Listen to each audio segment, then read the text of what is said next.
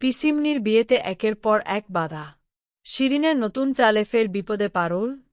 হাত মেলাল রায়ানের মা। আমরা এমনটাই দেখতে পারব, চলুন বিস্তারিত জেনে নেই। রায়ান যখন বাড়ির দিকে রওনা দেয় তখন বাড়িতে পিসিমনি ও অনিরুদ্ধর আশীর্বাদের অনুষ্ঠান শুরু হয়ে গেছে। শুরুতে রায়ান ভেবেছিল পারুলের সঙ্গে বোধহয় অনিরুদ্ধর কোনো সম্পর্ক তৈরি হচ্ছে, কিন্তু সেখানে পিসিমনিকে দেখে তার সব ভুল ভেঙে যায়। নিজের ভুল বুঝতে পেরে রায়ান আনন্দে আত্মহারা হয়ে নাচতে শুরু করে দেয়। অনিরুদ্ধর ওপর রায়ানের আর কোনো রাগ অবশিষ্ট থাকে না। সে সানন্দে এই সম্পর্ক মেনে নেয় এবং অনিরুদ্ধকে মন থেকে মেনে নেয়। রায়ান অনিরুদ্ধকে অনেক ভালো কথা শোনায় এবং বিশেষভাবে অনুরোধ করে যেন সে পিসিমনিকে সবসময় সুখে ও শান্তিতে রাখে। পরিবারের এই আনন্দঘন পরিবেশে রায়ান যেন এক নতুন মানুষে রূপান্তরিত হয়। এরই মধ্যে রায়ানের মা বাপের বাড়ি থেকে ফিরে আসেন।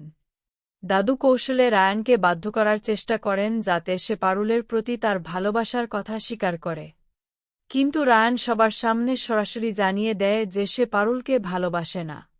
আসলে পারুলের সাথে ডিভোর্স হওয়ার আগেই তার অন্য কোথাও বিয়ে হয়ে যাচ্ছে। এই জেদ থেকেই রায়ান এতটা অস্থির ছিল। ছেলের মুখে পারুলকে নিয়ে এমন অনীহা শুনে তার মা মনে মনে ভীষণ খুশি হন। দাদু পিসিমনির বিয়ের সব দায়িত্ব পারুলের হাতে তুলে দেন। রায়ানের মা নিজে এই দায়িত্ব নিতে চাইলেও দাদু তাকে সবার সামনে অপমান করেন, যা তিনি মেনে নিতে পারেন না। অপমানে দগ্ধ হয়ে রায়ানের মা মনে মনে প্রতিহিংসার আগুন জ্বালিয়ে রাখেন এবং মনে মনে প্রতিজ্ঞা করেন যে কোনো উপায়ই হোক তিনি এই বিয়ে বন্ধ করবেনই। অন্যদিকে রায়ান মনে মনে সিদ্ধান্ত নিয়েছে যে নিজেকে পুরোপুরি যোগ্য না করে সে তার মনের মানুষকে ভালোবাসার কথা জানাবে না। তবে শান্তি বেশিদিন স্থায়ী হয় না। শিরিন পিসিমনির বিয়ে ভাঙতে নতুন ষড়যন্ত্র শুরু করে। সে পিসিমনির পুরনো প্রেমিককে দিয়ে ফোন করিয়ে ঝামেলা পাকানোর চেষ্টা করে।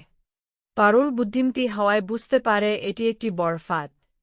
এখন দেখার বিষয় আগামী পর্বে পারুল কিভাবে এই বিপদ থেকে পিসিমনিকে রক্ষা করে।